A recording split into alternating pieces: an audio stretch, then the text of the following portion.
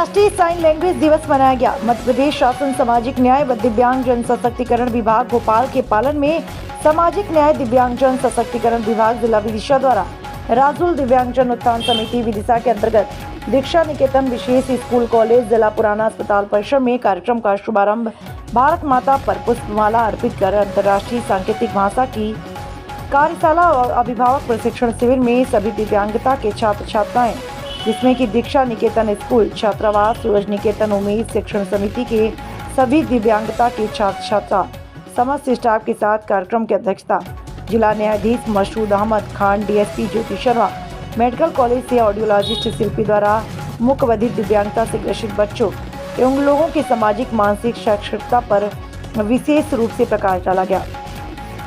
इसमें सामाजिक न्याय विभाग के अधिकारी कर्मचारी व जिला दिव्यांग को पुनर्वास केंद्र के अधिकारी कर्मचारी एवं सर्व शिक्षा अभियान के KMRC वगैरह ने भी इस साइन लैंग्वेज सांकेतिक भाषा पर प्रकाश डालते हुए शासन द्वारा दिव्यांगता के लिए चलाई जा रही योजनाओं से अवगत कराया।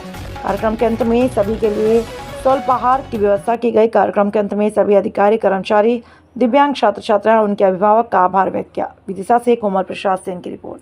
बच्चों के लिए हैं, दिव्यांग बच्चों के लिए शासन ने जो बहुत सारी योजनाएं चलाई गई हैं, उनके बारे में आप लोग एक बार अच्छे से समझ लेना और क्या बेनिफिट्स मिल सकते हैं। इसके लिए दिवस मनाया जाता है।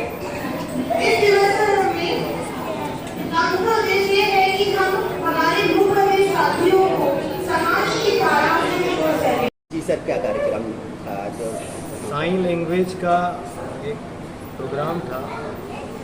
साइन लैंग्वेज मतलब इशारों की भाषा। हम दुनिया में कहीं भी जाएं, हमें किसी भी भाषा का ज्ञान ना हो तो भी इशारे एक ऐसी चीज़ होती है, साइन एक ऐसी चीज़ होती है जिससे हम अपनी बात को कन्वे कर सकते हैं, दूसरे को बता सकते हैं। या हमें भूख लग रही है तो सिंपली हम इशारे से बोल सकते हैं भूख लग रही है, या पानी मांगना है तो पानी के लिए इशारा कर सकते हैं। दिव्यांग होना अपने आप में कोई वीकनेस नहीं है, कोई कमज़ोरी नहीं है। हमारा ये कर्तव्य है कि हम ऐसे बच्चों को उनके टैलेंट के हिसाब से ऊपर लाएं और समाज में उतना ही भागीदार बनाएं जितना कि हम खुद। अब साइन लैंग्वेज के बारे में एक्सपर्ट बैठी हैं तो मैं उनको कहूँगा कि वो कुछ इस बारे में बताएं। आइए। 23 सितंबर 23 सितंबर को विश्व सांकेतिक भाषा दिवस world sign language day celebrate किया जाता है और सितंबर के आखिरी हफ्ते को हम साइन लैंग्वेज अवेयरनेस वीक के हिसाब से सेलिब्रेट करते हैं। मूल उद्देश्य जो हमारा सांकेतिक भाषा को लेके इस चीज़ को सेलिब्रेट करना और इस चीज़ के बारे में अवेयरनेस फैलाना है। ये हम इसलिए करना चाहते हैं। आप सभी को मैं एक चीज़ बहुत ही खुशी के साथ बताना चाहूँगी कि भारतीय सांकेतिक भाषा को वर्ल्ड वाइड मान्यता प्राप्त की गई है। अमेरिकन सांकेतिक भाषा के बाद ये दूसरी भाषा है जिसको लीगलाइज किया गया है। इस लैंग्वेज में आप पढ़ाई कर सकते हैं।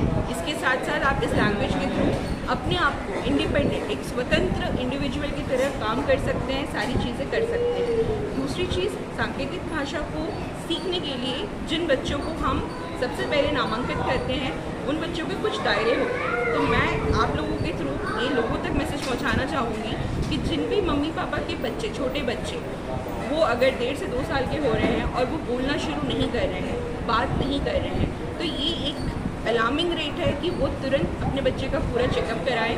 कई बार क्या होता है, बच्चा जब सुनता नहीं है तो बच्चा बोल नहीं पाता है और ऐसे बच्चों को भी हम 2 भाग में विभाजित करते हैं।